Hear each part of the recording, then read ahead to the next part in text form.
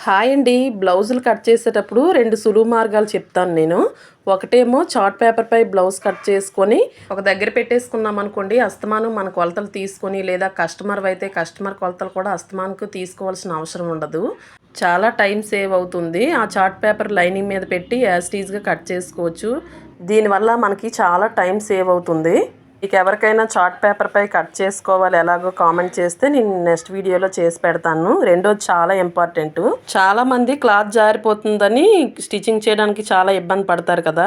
ఒకసారి ఇలా గమ్ అతికించి ఐరన్ చేయండి. దీనివల్ల చాలా లాభాలున్నాయి.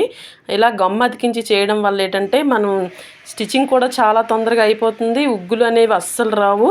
చాలా నీట్ ఫినిషింగ్‌తో బ్లౌజ్ స్టిచ్చింగ్ అనేది వస్తుంది. ఒక్కసారి ట్రై చేయండి. నేను రీసెంట్‌గా అలవాటు చేసుకున్నాను. ఒకసారి గాని ఇలా గమ్ అతికించి మీరు ఐరన్ చేసుకొని ఎక్స్ట్రాస్ అన్నీ కట్ చేసుకొని స్టిచ్ చేశారంటే బ్లౌజ్ అనేది చాలా నీట్ ఫినిషింగ్ వస్తుంది.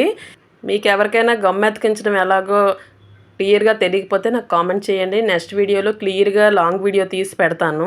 మేము నేర్చుకునే టైంలో అయితే ఈ గమ్ అతికించే పద్ధతి లేదు. ఉండుంటే ఇంకా సులువవును. కొత్తగా టైలరింగ్ నేర్చుకునే వాళ్ళకైతే ఇది చాలా బాగా యూజ్ అవుతుంది. ఒకసారి గమ్ అతికించుకొని బ్లౌజ్ స్టిచ్ చేసి చూడండి. చాలా నీట్ ఫినిషింగ్ వస్తుంది ముఖ్యంగా. అండ్ స్టిచ్చింగ్ చేయాలన్న ఇంట్రెస్ట్ కూడా వస్తుంది ఇలా నీట్ ఫినిషింగ్‌తో రావడం వల్ల. ఈ టిప్స్ ఎలా అనిపించాయో నాకు కామెంట్ చేయండి.